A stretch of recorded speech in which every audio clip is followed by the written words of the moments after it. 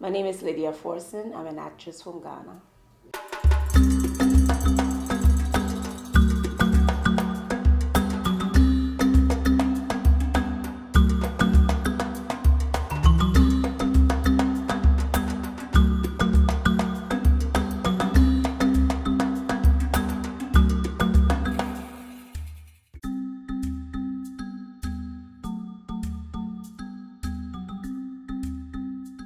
I was born in Ghana. I lived in America for a couple of years with my family. My father was pursuing his doctor's degree. Then we moved back to Ghana. So I like to say I had the best of both worlds.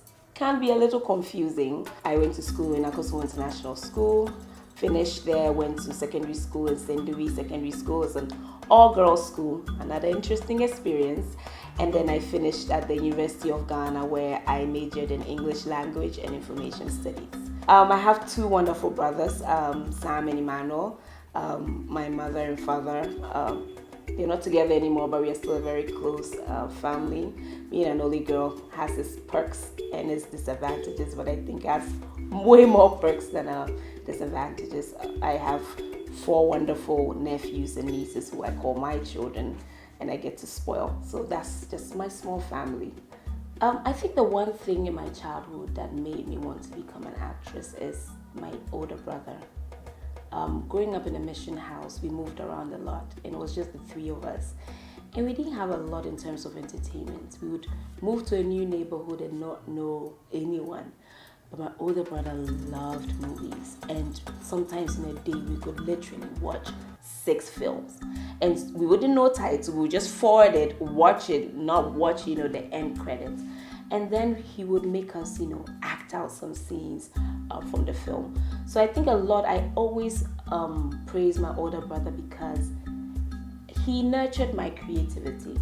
We were forced to come up with games, forced to come up with entertaining things to do. And it was just the three of us, 2 boys and 1 girl. So I was, at a very young age, fascinated by the movie making world. Because until date, we watch a film. You can't watch a film with my brother and I. Because literally we will pause and then rewind. I'm like, what did he say there? Did you get that? Very analytical. And he's also a creative person. He writes music and he sings as well. So I always, through him, fell in love with the world of, make-believe. I didn't know I was going to be an actress, but I loved, I was like Alice in Wonderland for most of my life. I got started in film professionally in 2004. I've always flirted with the idea of, being in the movie making industry, but I never thought that it could be something I could take on as a career. It was always something I loved, but then, when you're coming from a country or continent where it's still seen like a hobby, you think it's just an unachievable dream. My first break came when a very good friend of mine, she was an actress in a very popular TV series called Hotel St. James. And I told her I wanted to act, but I just not told her just how, eager I wanted it. So I think one time we went out, he happened to go out with one of the lead actors. And I told him, if there's ever a role, just let me know. So I remember this day very, very well. I was in the market in Kaneshi. And if you know Ghana, Kaneshi market with all its noise. And I got a phone call and an actress had cancelled and they needed a replacement. And then my first on-screen experience, I was supposed to be in a bathing suit. And I was so nervous. It was something I'd always, in my mind, I'm like, if I'm ever going to do TV, I don't know if I'll be comfortable with doing certain things. My parents, my father's a reverend and everything. But when I got in front of the camera, I just loved it. I was like, this is exactly where I belong. But for film, I've done Scorned, I've done Run Baby Run, I've done The Perfect Picture, I've done A Sting in a Tail, I've done Phone Swap, Masquerades, which I co-wrote as well. A Letter from Adam, definitely. Volunteers, Keteke, and then there's a new one which is Noel Isoking, which I did in Nigeria. For series, I've done Hotel St. James, and then I did Scandal in South Africa. The TV series that made me a household name would be Hotel St. James. Nobody had heard of me before that. For stage, I've done Vagina Monologues, which I absolutely love, and then Whose Daughter Is She, which I just wrapped up a few weeks ago. My first production, the first production I did on my own, it told A Letter from Adam. I produced, I wrote, I starred, I did location, I cast. At the point when I was going through the credit, I started changing the names to others so that people would not, see my name too much in the film credit. But it was the cheapest way to go. And I was just immersed in this story because I really, it was a story I also wanted to tell, because most of our African stories had become just generic. And I wanted to tell a story about love in a very unconventional way. Because when you look at, Africa, and this is not to, down any other filmmakers, but it's like stories from Africa have to be about, famine and war and poverty and the struggles. But then in all of it, we have love. And we go through the struggles. Teenagers go through puberty and they struggle just like teenagers from all over the world. I met a guy who wanted to produce, and I knew all the right people. I didn't have the money, and he had the money and equipment. So everything was set. We had planned everything. Only thing I wanted was creative control. I wanted, because it was such a story that was very close to my heart, I really wanted to be a part of it.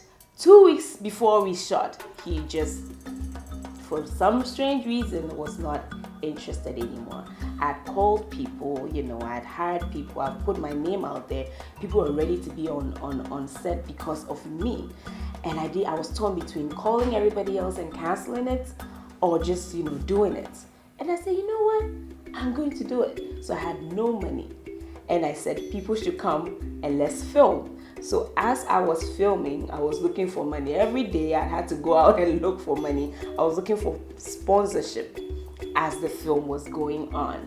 And it was a very challenging period, something I don't want to go through again, but I'm so glad, I did, because now I know exactly what it takes. And even how the film turned out, I was like, look at what you've been able to do with pretty much nothing. Imagine if you had everything right. And so I think that was what I needed to push me in that direction. If I hadn't, I probably would still be, sitting around thinking, will I ever be able to produce? So I'm glad that happened, and it was a great experience. My name is Lydia Forson, an actress from Ghana, and you're watching Indigo Tongues.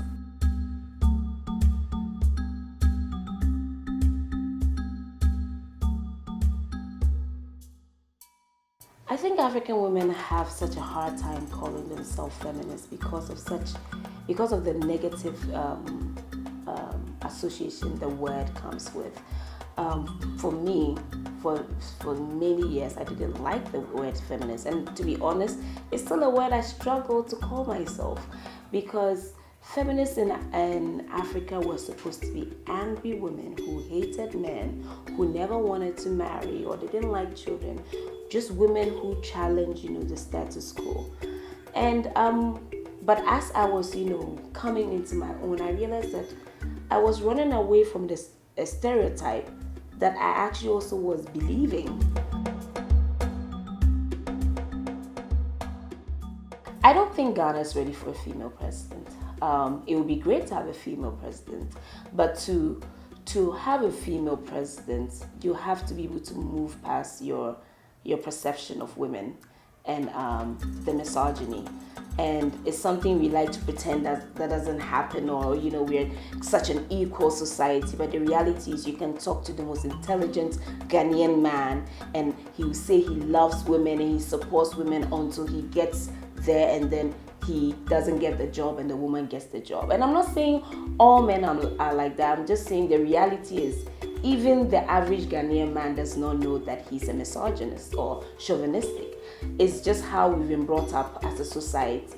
So we need to unlearn certain things. Unless we can unlearn these habits, I don't know how. I will feel sorry for a female president, because I was very vocal about our electoral commissioner, who happens to be female. And I say I feel sorry for any woman who is put in a position of power, because you're damned if you do, damned if you don't. And when I followed, for instance, the American elections and how people spoke about Hillary, it was just intriguing to me because something as ridiculous as the way she sounded, that she was shouting, became a problem. But I've heard men stand elsewhere and shout with confidence and they are looked at with respect. But the woman shouts, oh, she's too loud, or she's too this. So the only way, and I hope I live to see a female president, but then we can only have a female president if we unlearn certain habits and respect the role of a woman in society. To be very frank, for many years, I didn't even understand the slave trade. I'd gone to the castle so many times. It was just another excursion. I'd go through the dungeons and they were like, oh, see this, see that. I'm like, oh, okay, all right. And I'll just move on. Because growing up in Ghana, and for most African countries, when you're in a continent where your history has even been written for you, it's watered down and you don't know anything until you start to search for the truth yourself. And the Cape Coast Castle never had an impact on me until I think last year. And I went there and I remember standing there and then feeling the energy and smelling, the blood, and it just finally hit me.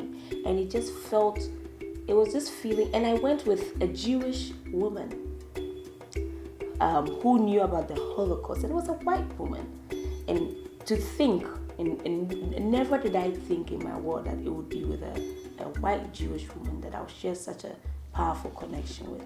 And I remember standing there and she just said to me, Lydia, and this is my struggle with religion, because some of the most hideous crimes have been committed in this world because of religion. And I turned to her and we just didn't say anything. We just stood there. And it's from then I began to relearn certain things. And it breaks my heart because when you ask a question about the significance of the slave trade in Ghana and having a majority of, African Americans come through here, and we in Ghana, we have no clue, because it was just another life.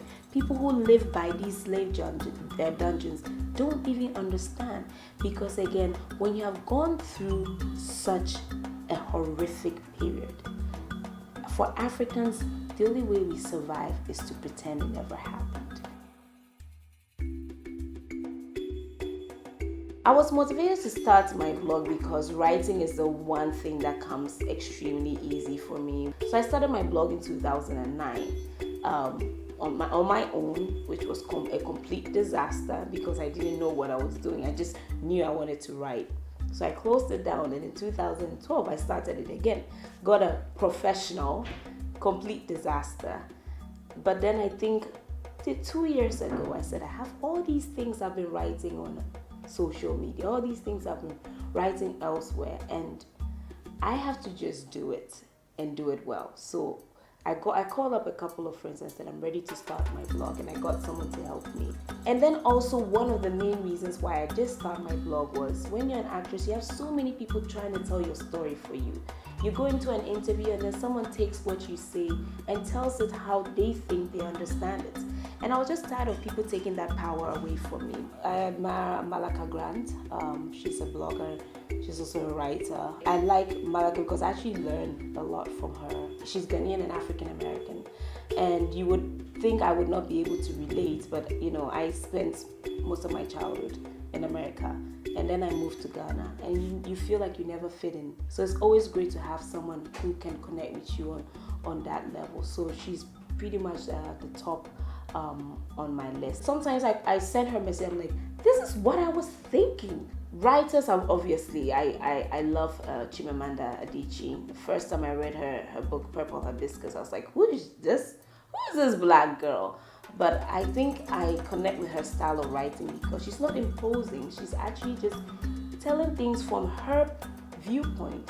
She doesn't try and change the way you see things. She just presents it, as it is. And so these are the top two, I can confidently say that I follow religiously. Something about myself that people don't know. I'm obsessed with chopsticks. Yes, people do not know this. Nobody will believe this. I don't know where it came from. All I know is that I love chopsticks. The best thing anyone got for me, a friend of mine traveled to, I think, Japan and got me these steel chopsticks. It was the best present in my life. I'd rather eat with chopsticks at home than use a fork and a knife. I don't know where it's coming from. It's strange, but I don't know. I love chopsticks, and every time I go to these some Chinese restaurants will probably out me very soon. But I go to the restaurant, I'm like, can I have the chopsticks? Can I take them away? And they're like, no. I'm like, I will pay. And I've stuffed a couple of chopsticks in my purse. Stealing is not good, kids, but then you pay for it as part of the food. Yeah, I stuffed those wooden chopsticks in my bag. I love chopsticks. I don't know why. What do I do in my spare time? I read and I watch movies. I'm a TV addict. When I travel and I come back, I'm excited because of all the shows I have recorded. I wish I could tell you a very, I love to swim and I love all of those things, but I'll pick TV over anything. I can stay at home for 2 weeks and watch movies, and I'm pretty much holding a notebook and I'm like, wait, I know what's gonna happen there. My friends say that I live like I'm living a movie. I don't know if it's a good thing. I don't know if I need therapy for it, but that's when I'm not acting. I'm watching film or I'm reading. I love to read. I like to be able to have conversations with people and not feel like I don't know what's going on.